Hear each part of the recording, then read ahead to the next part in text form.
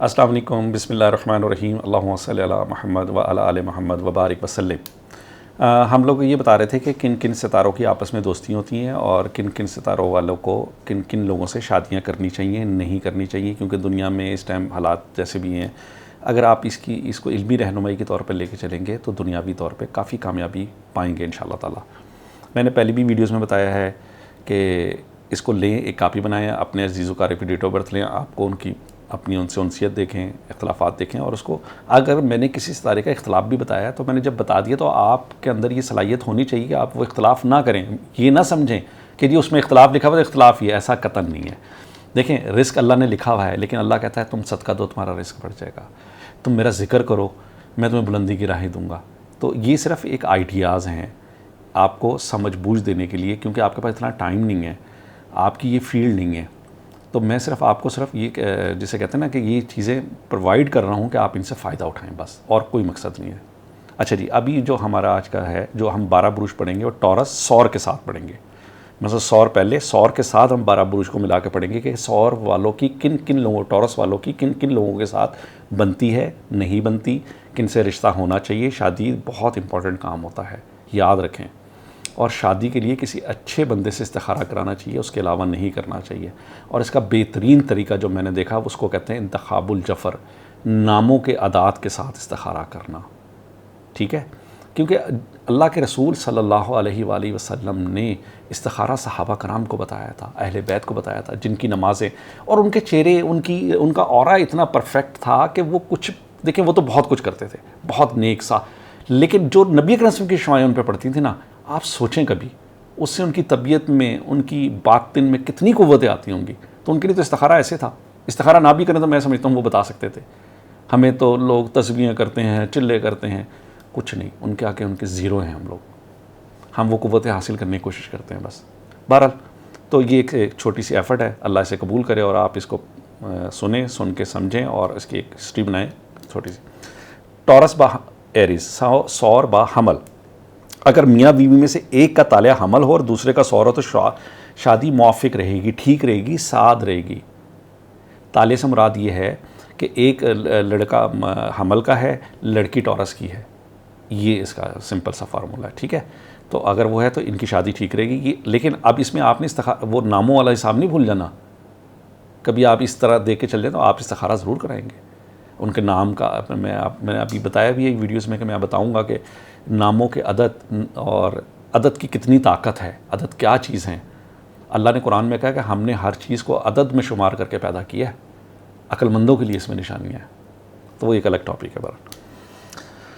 اور اتفاق اور عیش و عشرت سے رہیں گے، البتہ ایک بار جدائی پڑے گی، مثلا کہ جدائی سے مراد یہ کہ لڑائی ہو جائے گی، گھر چلی جائیں گی، پھر آ جائیں گی، ایسا نہیں ہوگا خدا نخواستہ، مگر آپس میں میل ملاپ رہیں گے۔ جس کا برج سور ہوگا لڑائی اس کی طرف سے زیادہ ہوگی، اولاد ان کی بہت ہوگی۔ سور تالیہ والی عورت حمل تالیہ والے مرد کے سامنے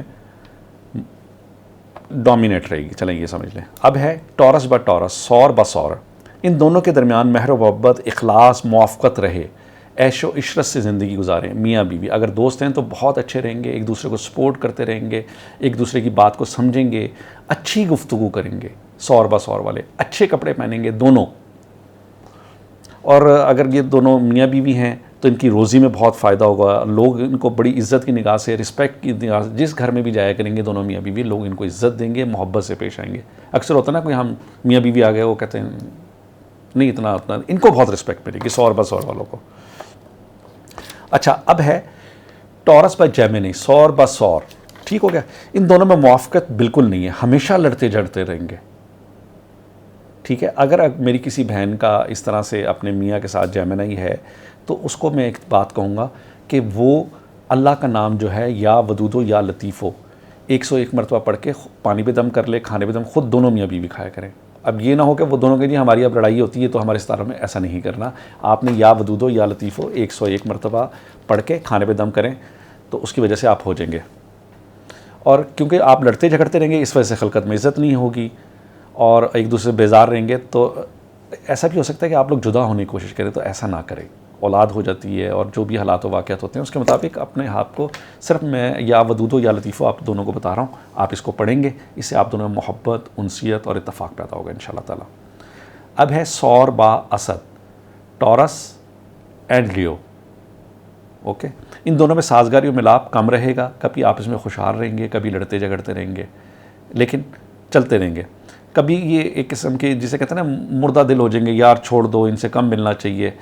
और जब भी मिलेंगे ना आपस में दोस्त होंगे तो लड़ाई झगड़ा रहेगा। अगर मियाँ बीवी हैं उनमें भी ये होगा कि उनमें वो रमक, वो मोहब्बत, उनसियत नहीं पैदा होगी 100 और 62 वालों में, जो कि आम बाकी स्टार्स के अंदर है। बहरहाल अपनी ज़ुबान पे काबू रखेंगे, अल्लाह का ज़िक्र कोई सा भी कर लेंगे तो इंशाअल्लाह ताला आप कामयाब रहेंगे।